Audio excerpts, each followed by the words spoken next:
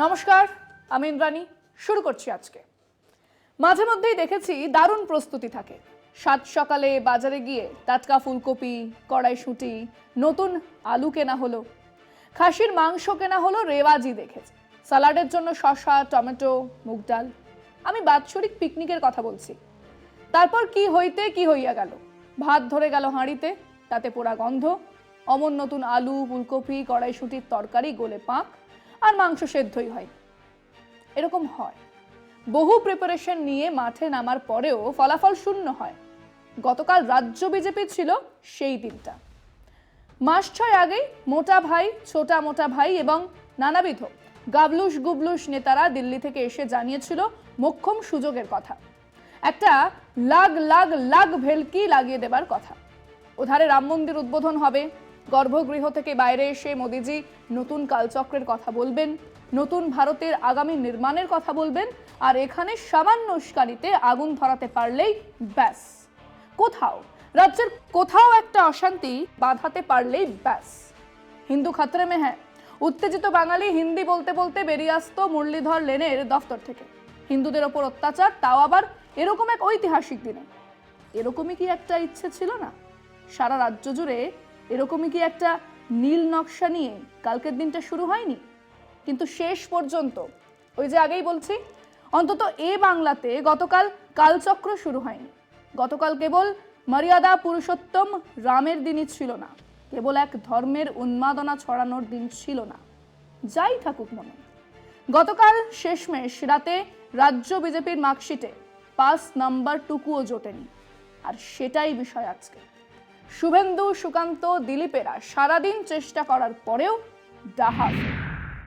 অযোধ্যার রাম মন্দির উদ্বোধন ও রামলালার বিগ্রহের প্রাণ প্রতিষ্ঠাকে কেন্দ্র করে ভারত জুড়ে রাষ্ট্রীয় উদ্যোগে অভূতপূর্ব উন্মাদনার আয়োজন করা হয়েছিল। কেন্দ্রের শাসক দল তথা সংঘ পরিবারের সেই পরিকল্পনা বিজেপি শাসিত রাজ্য তো বটেই, বিরোধী শাসিত রাজ্যগুলিতেও কম বেশি সাড়া ফেলে দিয়েছে। তবে এই উন্মাদনার ক্ষেত্রে দেশের গোবলায়ভুক্ত রাজ্যগুলি সবচেয়ে সামনের সারিতে। আবার এই প্রশ্নে একমাত্র ব্যতিক্রম তৃণমূল শাসনে থাকা বাংলা। সোমবার অযোধ্যা ধামে দেশের তাবর তাবর ভিভিআইপিকে সাক্ষী রেখে রামলালার পুজো করলেন প্রধানমন্ত্রী নরেন্দ্র মোদী। সেই ধর্মীয় আচার শেষে আরএসএসের প্রধান মোহন ভাগবতকে সঙ্গে নিয়ে হিন্দুত্ব উস্কে দেওয়া মোদীর ভাষণ বস্তুত লোকসভা ভোটে বিজেপির প্রচারের অভিমুখ নির্দিষ্ট করে দিয়েছে। অর্থাৎ ফের হিন্দুত্বকেই ঢাল করে এনডিএ সরকারের বিরুদ্ধে ওঠা যাবতীয় অভিযোগ আড়াল করতে তৎপর মোদী। বাংলায় কিন্তু ভিন্ন ছবি দেখা গেল। সেখানে মুখ্যমন্ত্রী মমতা বন্দ্যোপাধ্যায়ের নেতৃত্বে সংহতি মিছিলে মানুষের ঢল নামে। অযোধ্যায় যখন সংখ্যাগুরুর আধিপত্যবাদী বার্তা দেওয়া হচ্ছে, তখন পশ্চিমবঙ্গের সব ধর্মের সমন্বয়ের কথা বলে পথে নেমেছিলেন তৃণমূল নেত্রী। আর দেশের অন্যত্র রামের নামে যে সাম্প্রদায়িক বিভাজনের আবহ তৈরি হয়েছিল, তার আঁচ পড়ল না বাংলায়। বিজেপির রাজ্য নেতারা অযোধ্যায় না গিয়ে রাজ্যে সেই ভাবাবেগ উস্কে দেওয়ার সব পরিকল্পনা নিয়েছিলেন। তাতেও আশানুরূপ সাড়া দিতে দেখা যায়নি রাজ্যবাসীকে। কি কারণে বাংলা জনসাধারণের এই ব্যতিক্রমী আচরণ? প্রশ্নটা খুবই প্রাসঙ্গিক।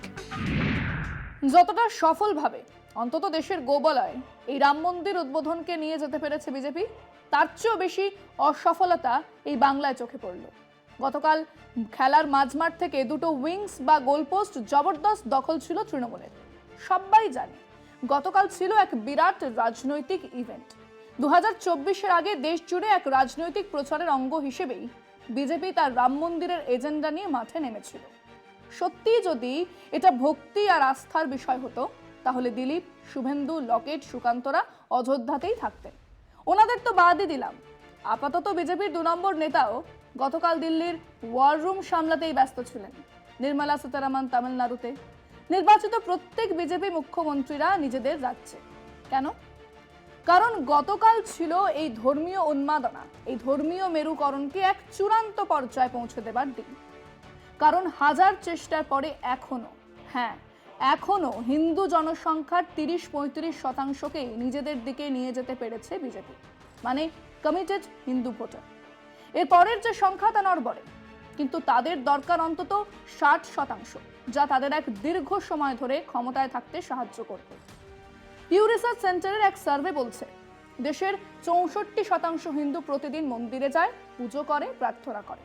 তাহলে সেই হিন্দু জনসংখ্যা যা দেশের প্রায় 80%, তার মাত্র 30-35%-এর বেশি ভোট কেন পাচ্ছে না বিজেপি? কারণ হিন্দু জনসংখ্যার বেশিরভাগ মানুষই সর্বধর্ম সমন্বয় বিশ্বাস করে। বিজেপির কড়া হিন্দুত্ববাদে তারা এখনো মজেনি, কিন্তু সেটাই তো লক্ষ্য বিজেপি। সে কারণেই মন্দির উদ্বোধন ঘিরে এত উন্মাদনা তৈরির চেষ্টা। সারা ভারতের কথা আরেকদিন আলোচনা করা যাবে, বরং এই বাংলায় গতকাল আমাদের চোখে যা পড়লো তা বলা যাক। প্রথম কথা হলো, তুলসীদাসী রামায়ণে মজে থাকা গোবলার থেকে বাংলার মানুষের পছন্দ কৃত্তিবাসী রামায়ণ, যেখানে সীতাভিন্ন রামের অস্তিত্বই নেই, যেখানে রাম এক রণহুঙ্কার নয়। রামায়ণ রাম সীতার কাহিনী, যুদ্ধ আছে, রাবণ বধও আছে, কিন্তু তাতে সেই বীর রস অনুপস্থিত। হনুমান এক ভক্ত, রাবণ এক অসৎ মানুষ, লক্ষ্মণ এক ছোট ভাই। সব মিলিয়ে আমাদের রামায়ণের আঙ্গিকই আলাদা।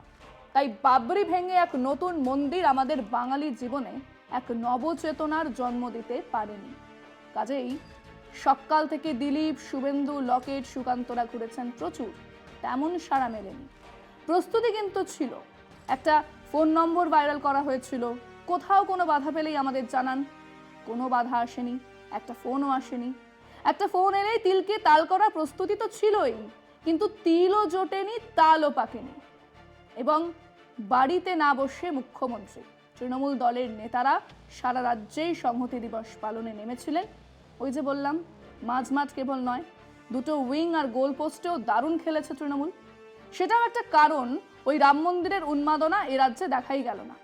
প্রস্তুতি ছিল, কিন্তু ডাহা ফেল করলেন শুভেন্দু, দিলীপ, লকেট, সুকান্তরা। আমরা আমাদের দর্শকদের জিজ্ঞেস করেছিলাম, সারা দেশ জুড়ে না হলেও অন্তত উত্তর ভারত গোবলায় জুড়ে রাম মন্দির নিয়ে যে উন্মাদনা দেখা গেল, তাই বাংলায় ছিলই না। এর সম্ভাব্য কারণ কি শুনুন, মানুষজন কি বলছে। এই যে রাজনৈতিক মেরুকরণের জন্যই হয়তো উন্মাদনাটা নেই। পশ্চিমবঙ্গের মানুষ বরাবরই এই ধর্ম নিয়ে যে উন্মাদনা, সে ব্যাপারে কিন্তু এদের কম থাকে সবসময়। আমরা পশ্চিমবঙ্গবাসী বিশেষ করে কারো না কারো অঙ্গুলি হেলনে আমরা পুতুল নাচের মতো নেচে যাচ্ছি। তিনি যা বলবেন আমরা তাই করব, আমাদের বসতে বললে বসবো, উঠতে বললে উঠবো। জাস্ট এই জিনিসটাই হয়েছে। বাংলায় দেখা যায়নি, কিন্তু আমরা তো সব জায়গায় পুজোও করেছি, প্রদীপও প্রত্যেক ঘরে ঘরে জ্বালিয়েছি, প্রত্যেকের ঘরে যত সনাতনী ছিল, এবং রামের পুজো বিভিন্ন জায়গায় হয়েছে, অঞ্চলের ব্যাপক সাড়া পড়ে। উত্তরবঙ্গে যথেষ্ট আনন্দ হয়েছে এবং সেখানে তিল ধর্ম জায়গা নেই রাম মন্দিরে। আমাদের এখানেও যথেষ্ট আনন্দ হয়েছে। পশ্চিমবাংলার মানুষ সবসময়ের জন্য একটু অন্যভাবে চলে। আর পশ্চিমবাংলায় কেন্দ্র সরকারের কোনো চাকরি নাই, বাকরি নাই, মানুষ হুতাশে চলে না আর কি। সে আছে, কালকে প্রচুর বাড়িতে আপনার সন্ধ্যেবেলায় প্রদীপ জ্বালিয়েছে, মোমবাতি জ্বলিয়েছে এবং বিভিন্ন জায়গায় পূজার্চনা হয়েছে এবং দিনের বেলা হয়েছে। ধর্মের জায়গায় রাজনীতি যখন তার উপরে প্রভাব ফেলে, তখন ধর্ম তার স্বাভাবিক সাবলীলতা হারিয়ে ফেলে। পশ্চিমবঙ্গে তো আমরা ভালোই উদযাপন করছি এবং জায়গায় জায়গায় পূজা হয়েছে। প্রত্যেকটা ঘরে ঘরে যে প্রদীপ জ্বলেছিল, ওই জন্য সবাই আনন্দ হয়েছে যে রাম মন্দির যে উদ্বোধন হয়েছে। সারা ভারতবর্ষ জুড়েই আছে। আমরা তো কালকে দেখলাম সারা ওয়েস্ট বেঙ্গল জুড়েও তো উন্মাদনা, রাস্তায় রাস্তায় সব ফ্ল্যাগ নিয়ে দৌড়াচ্ছে ইয়ং ছেলে। আমাদের বিশেষ করে ফালাকাটা বা আশেপাশে সেরকম এতদ অঞ্চলে সেরকম পরিস্থিতি লক্ষ্য করলাম না।